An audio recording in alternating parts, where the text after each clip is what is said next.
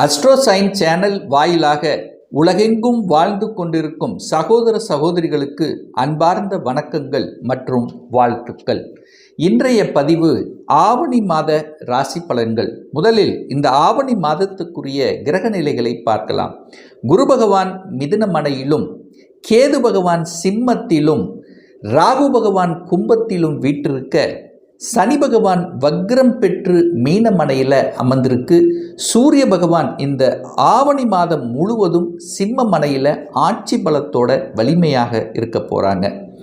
அப்போது இந்த மாதத்தில் கிரக பெயர்ச்சிகள் என்ன அப்படின்னு பார்க்கும் பொழுது, இந்த சுக்கிர பகவான் ஆவணி மாதம் 5ஆம் தேதி, அதாவது 21/8/2025 அன்று மிதுனத்திலிருந்து கடகமனைக்கு பெயர்ச்சியாகிறது. அதே போல புதன் பகவானானது கடகத்திலிருந்து சிம்ம மனைக்கு பெயர்ச்சியாகிறது. எப்போ அப்படின்னா ஆவணி மாதம் 14ஆம் தேதி, அதாவது 30/8/2025. அதன் பிறகு மீண்டும் புதன் பகவான் சிம்மத்திலிருந்து கன்னிமனைக்கு பெயர்ச்சியாகி ஆட்சி பலம் உச்சபலத்தோட வலிமையாக இருக்க போகுது. எப்போன்னா இந்த ஆவணி மாதம் 30ஆம் தேதி 15/9/2025. அதன் பிறகு செவ்வாய் பகவானானது இப்போ கன்னிமனையில் இருக்கார் அல்லவா, அந்த செவ்வாய் கன்னியிலிருந்து துலாம் மனைக்கு பெயர்ச்சியாகிறது. எப்போ அப்படின்னா ஆவணி மாதம் 28, அதாவது 13/9/2025 அன்று. சந்திரன், மனதை குறிக்கக்கூடிய சந்திரன் பார்த்திங்கன்னா இந்த ஆவணியினுடைய தொடக்கத்தில் உச்ச பலத்தோட ரிஷப மனையில் உட்கார்ந்துருக்கார். ஸோ இந்த கிரக அமைப்புகளை வைத்துக்கொண்டு இந்த ஆவணி மாதம் எதை செய்யலாம், எதை செய்யக்கூடாது, எது நல்லா இருக்க போகுது, என்ன மாதிரியான தெய்வ வழிபாடு உகந்தது என்பதை பற்றித்தான் இந்த பதிவில் நம்ம டீட்டெயிலாக பார்க்க போகிறோம். அதற்கு முன்னால் நம்முடைய சேனலை நீங்கள் ஃபஸ்ட்டு டைம் பார்ப்பவர்கள் என்றால் மறக்காமல் சப்ஸ்கிரைப் பண்ணிக்கிங்க. கும்பராசி அன்பர்களே, இந்த ஆவணி மாதம் எப்படி இருக்கும் அப்படின்னு பார்க்கும் பொழுது, உங்கள் ராசிநாதன் என்று சொல்லக்கூடிய சனி பகவான் 2ஆம் இடம் என்று சொல்லக்கூடிய குடும்பஸ்தானம், தனஸ்தானம், வாக்குஸ்தானத்தில் போய் உட்கார்ந்துருக்கார். அப்போது கடந்த சில வருடங்களாக, அதாவது ஒரு 2.5 வருஷமாக பார்த்தீங்கன்னா உங்களுக்கு 7.5 சனியில் ஜென்ம சனி இருந்தது. அப்போ கண்டிப்பாக நிறைய தொந்தரவுகள் உங்கள் மனசில், ஆள் மனசில் ஏதாவது ஒரு வகையில் சிக்கி கொண்டிருந்தீர்கள். ஆனால் அந்த அளவுக்கு இப்போ இல்லை. ஒரு வெளிச்சம் வந்து விட்டது உங்களுக்கு அப்படின்னு சொல்லுவேன். அதில் 2ஆம் இடத்துல சனி இருக்கிறதுனால என்னென்னா, குடும்ப விஷயத்தில் மட்டும் கொஞ்சம் கவனமாக இருக்கணும். இந்த கும்பராசி என்பர்கள் ஏதாவது ஒரு உபத்திரவம் என்பது இருந்து கொண்டே இருக்கும். ஏன்னா சனி செவ்வாய் நேரடியாக பார்த்து கொள்ளுகிறது. அப்போ கோபம் வரும், ஆக்ரோஷம் வரும், சண்டை சச்சரவுகள் வருவதற்கான வாய்ப்புகள் இருக்கு.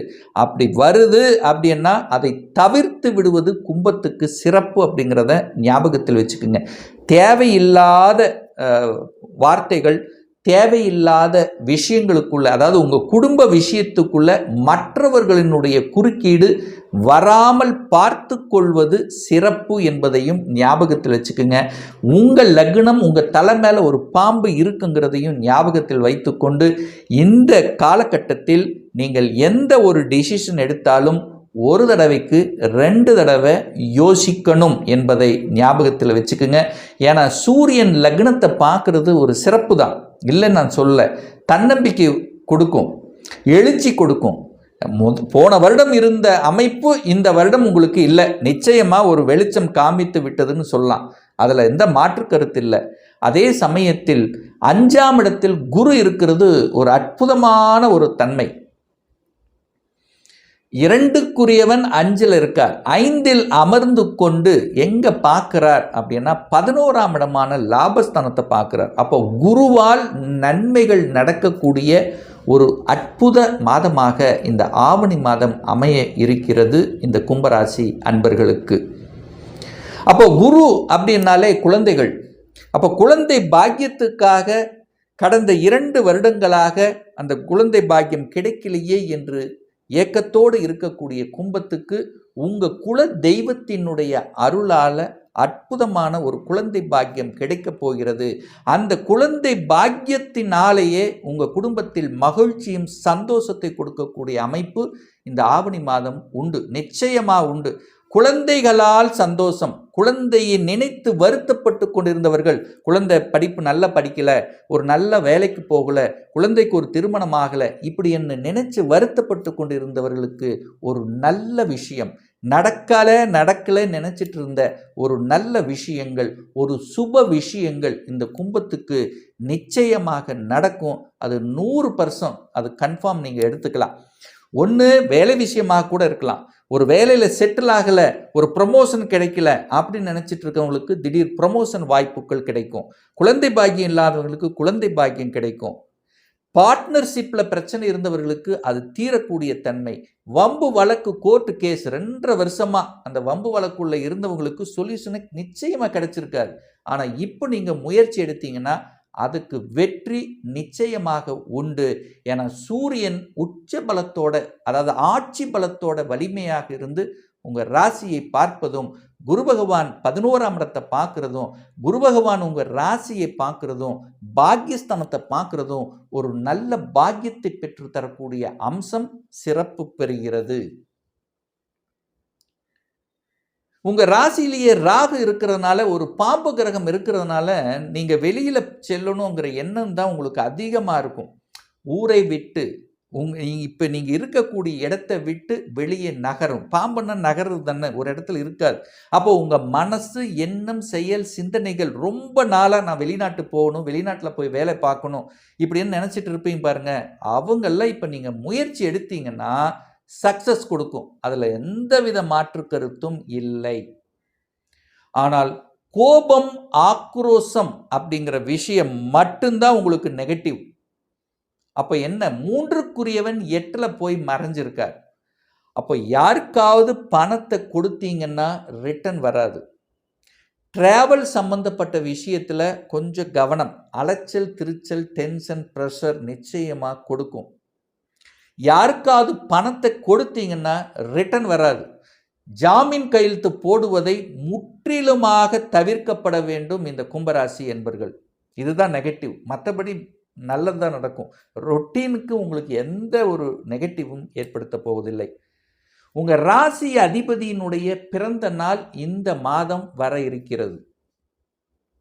அதாவது நீங்கள் ஒரு தன்னம்பிக்கையுடன் இருக்கணும், தான் நினைச்சது செயல்படுத்தணும், தனக்கு ஒரு அங்கீகாரமாக இருக்கணும் அப்படி நினச்சி கொண்டிருக்கக்கூடிய இந்த கும்பராசி என்பர்கள் வரக்கூடிய ஆவணி மாதம் 1ஆம் தேதி 17/8/2025 சண்டே அன்னைக்கு சனி பகவானுடைய ஜெயந்தி. அன்றைய தினம் நவ கிரகத்தில் இருக்கக்கூடிய சனி பகவானுக்கு கருப்பு நிற வஸ்திரத்தை அணிவித்து 8 நல்லெண்ணெய் தீபத்தை ஏற்றி வழிபாடு செய்தீர்கள் என்றால் நீங்கள் நல்லா இருப்பீங்க. உங்கள் மனசு நல்லா இருக்கும், உங்கள் எண்ணம் நல்லா இருக்கும், உங்கள் ஹெல்த் நல்லா இருக்கும். இதை நீங்கள் கண்டிப்பாக செய்யலாம். அடுத்தது, இந்த செவ்வாய் போய் 8ல் மறைஞ்சிட்டார். இந்த கோபம், ஆக்ரோஷம், தொழில் சார்ந்த விஷயத்தில் பிரச்சனை. இப்போது நிறைய கும்பராசி என்பவர்கள் தொழிலில் நல்லா பண்ணுறோம் சார், ஆனால் பெரிய லாபம் இல்லை சார், நாங்கள் என்னதான் உழைக்கிறோம், அந்த உழைப்புக்கேற்ற ஊதியம் கிடைக்கல, ஒரு ரெகக்னேஷன் கிடைக்க மாட்டேங்குது, எங்களுடைய முயற்சி எல்லாம் தடைப்பட்டு கொண்டிருக்கிறது. ஸோ இந்த மாதிரி நினைத்து கொண்டிருக்கக்கூடிய கும்பராசி என்பர்கள் வழிபடக்கூடிய தெய்வம் இந்த மாதம்னா செவ்வாய் பகவான் தான். ஏன்னா செவ்வாய் போய் 8ல் மறைஞ்சிக்கிட்டார். அப்போது அந்த செவ்வாய் பகவானை நீங்கள் ஆக்டிவேட் பண்ணணும். அதே சமயத்தில் செவ்வாய் ஒரு மனம் குளிர வகையில் இந்த மாதம் செவ்வாய் பகவானுடைய ஜெயந்தி வர இருக்கிறது. என்னைக்கு வருது? ஆவணி மாதம் 9ஆம் தேதி, அதாவது 25/8/2025 திங்கட்கிழமை என்று நவ கிரகத்தில் இருக்கக்கூடிய செவ்வாய் பகவானுக்கு சிகப்பு நிற வஸ்திரத்தை அணிவித்து 9 நெய்விளக்கு தீபம் ஏற்றி வழிபாடு எடுத்துக்கொண்டீர்கள் என்றால் நிச்சயமாக தொழில், வேலை, உங்கள் முயற்சி, உங்கள் மனசு, சகோதர சகோதரி வகையில் இருக்கக்கூடிய பிரச்சனைகள் அத்தனைக்கும் ஒரு விடிவு கிடைக்கும். அப்படிங்கிறதுல எந்தவித மாற்று கருத்தும் கிடையாது. நிறைய பேர் நீங்கள் எதிர்பார்த்து காத்து கொண்டிருப்பது ஒரு சுகம், ஒரு வீடு அமைக்கணும், அதை அமைக்கக்கூடிய வாய்ப்புகள், சந்தர்ப்பங்கள் இந்த மாதம் இருக்கா அப்படின்னு நீங்கள் நிறைய பேர் உங்கள் மனசில் எழும். அந்த அமைப்பு இந்த மாதம் உண்டு. ஏன்னா 4க்குரியவனான சுக்கிர பகவான் 6ஆம் இடத்துல தனக்கும் 3 என்று சொல்லக்கூடிய வளர்ச்சி ஸ்தானத்தில் தான் போய் உட்கார்ந்துருக்கார். அது 6ஆம் இடம் என்பது கடன். அப்போது கடனின் மூலமாக 6ல் சுக்கிரன் உட்கார்ந்துருக்காரா. சுக்கிரங்கிறது காரக கிரகம், வீட்டுக்கு காரக கிரகம். அப்போ கடனை வாங்கி வீட்டை அமைக்கக்கூடிய சந்தர்ப்பங்களை நிச்சயமாக உருவாக்கும். அல்லது இதுவரைக்கும் அந்த எண்ணமே உங்கள் மனசில் ஓடலைன்னா கூட இப்போ இந்த மாதம் ஆவணி மாதம் அதை திங்க் பண்ணுவீங்க, குடும்ப உறுப்பினரோடு டிஸ்கஸ் பண்ணுவீங்க.